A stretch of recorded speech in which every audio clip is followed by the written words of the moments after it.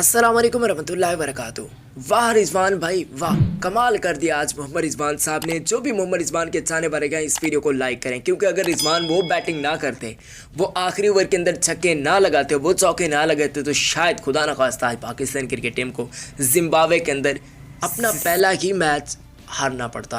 मगर मोहम्मद रिजवान के मरहूने में ना था कि पाकिस्तान टीम को जितवाने में वो कामयाब रहे। एक खूबसूरत किस्म का चौका और एक छक्का काफ़ी ज़्यादा वायरल हो रहा है सोशल मीडिया पर, वो मैं आपको बताऊंगा। रिजवान के चैनल वाले इस वीडियो को लाइक करें। आपके ख्याल में क्या रिजवान के साथ सरफराज अहमद को चांस देने चाहिए या फिर नहीं?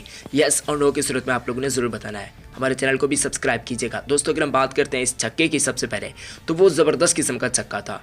मोहम्मद रिजवान साहब सेम उसी कैलिबर के आजकल जैसे डिविलियर नहीं होता, सेम उसी तरीके से। वैसे ये हमारा खिलाड़ी ना डिविलियर से भी बढ़कर है, ये बात आप मैं पहले भी बता चुका हूँ कि ये धोनी से भी बढ़कर है, ये डिविलियर से भी बढ़कर है, क्योंकि हमेशा मुश्किल हालात के अंदर पाकिस्तान टीम का मान बढ़ाने में रिजवान का हाथ ज़रूर होता है और कमाल की इनकी टेक्निक भी है। एक चौके की बात करते हैं, ये तो था छक्का, वैसे बहुत ही करीब गेंद गिरी।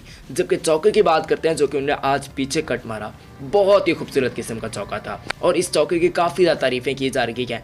लोग रिजवान की टेक्निक को ए बी डिविलियर की टेक्निक से भी मुवाजना करवा रखे हैं। आपके ख्याल में आज जो 80+ रिजवान की बैटिंग है, अगर रिजवान ना करते तो पाकिस्तान जीता या फिर हारता? कमेंट्स लाजमी कीजिएगा। वैसे ये बहुत ही खूबसूरत किस्म का चौका, तो ये सोशल मीडिया पर काफ़ी ज़्यादा वायरल भी हो रहा है। उम्मीद करता हूँ कि आपको वीडियो पसंद आई होगी।